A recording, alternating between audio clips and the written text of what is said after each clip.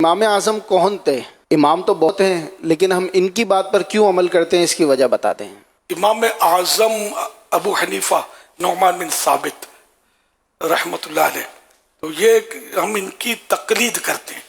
تقلید یہ قرآن و حدیث سے جو انہوں نے مسائل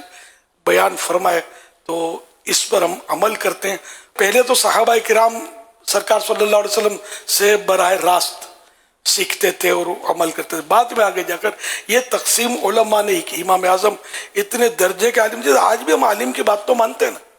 عالم کو مسئلہ پوچھتے ہیں تو کوئی بولے کہ عالم نے بتایا تو کیوں مانا، خود کی کتاب سے قرآن پڑھ کے تو ہم نہیں نکال سکتے، اس لیے ہم علماء کو پوچھتے ہیں۔ اور یہ قرآن کا حکم ہے ہمیں، فَاسْأَلُوا أَهْلَ الذِّكْرِ إِن كُنتُمْ لَا تَعْلَمُونَ،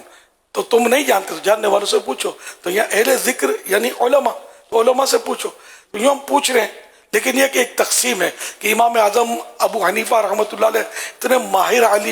ماہر عالم قرآن و حدیث کے کہ انہوں نے جو مسائل مطلب کھول کے قرآن و حدیث کے بیان کیے جو ہر آدمی نہیں سمجھ سکتا، تو اس پر علماء نے اتفاق کیا اور یہ اس پر عمل ہوا۔ پھر بعد میں یہ تو تابعی تھے، بعد میں دیگر ائمہ کرام بھی تھے، 4 مشہور اماموں کی تقلید کی جاتی ہے، ویسے اوروں کی بھی کی گئی ہے مجتہدین کی، لیکن اب دنیا میں 4 امام رہ گئے۔ امام اعظم کی تقلید ہم اس لیے کرتے ہیں کہ ویسے تو بکثرت علماء نے یہ لکھا ہے کہ جو مذہب اہل سنت و جماعت ہے وہ اب ان 4 مذاہب کے اندر ہی ہے، یعنی دنیا کی آپ جتنی بھی آبادی ہے ساری آبادی دیکھیں گے تو اس میں سے 90% آپ کو وہی ملیں گے کہ جو ان 4 اماموں میں سے کسی نہ کسی امام کی پیروی کرتے ہیں۔ تو 4 ائمہ حق ہیں، اور جو دیگر مذاہب تھے جیسے امام اوزاعی کا، امام سفیان ثوری رحمۃ اللہ تعالی علیہ کا، دیگر اور ائمہ کے مذاہب تھے، لیکن چونکہ اللہ پاک کی مرضی ہے جس کے مذہب کو اس نے باقی رکھا، جن کے اصول کو اس نے باقی رکھا، اور ان 4 مذاہب کے جو بعد کے علماء آئے انہوں نے مزید اس کے اوپر کام کیا اور ان کے اصول، ضابطے، قانون یہ سارے مرتب کیے، تو یوں یہ 4 باقی رہے اور ساری دنیا کے اندر پھیلے۔ تو اب ساری دنیا کے مسلمانوں کا ایک طرح سے اس پر اجماع ہے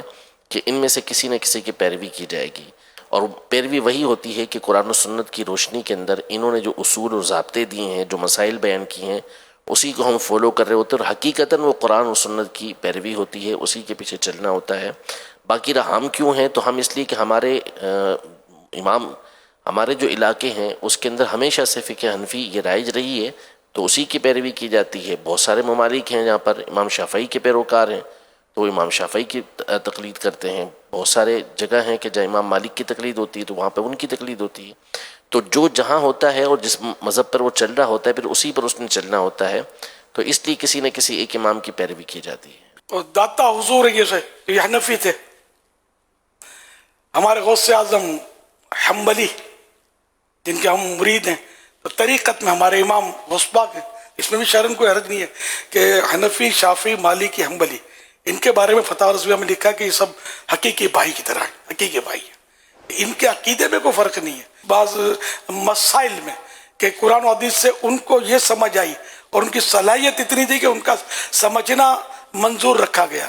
دوسرے کو یہ سمجھ میں آئی، کسی تک روایت یہ پہنچی، کسی تک یہ روایت نہیں پہنچی، یا بعد میں روایت میں کچھ جیسے کو راویوں کے مسائل، یہ پورا اسماء الرجال جو ہوتا ہے اس کے ایسے مسائل ہوتے ہیں۔ تو یہ جن ائمہ مجتہدین نے جو اپنی علم سے سمجھا تو اس کے مطابق انہوں نے ارشاد فرمایا، اور یہ ایسے اہل تھے کہ ان کا ارشاد فرمانا یہ ایتھینٹک ہے۔ تو یوں مطلب ہے کہ ان کی تقلید کے سلسلے چلے، بڑے بڑے علماء، بزرگان دین، اولیاء کرام یہ کسی نہ کسی امام کے مقلد ہوتے تھے۔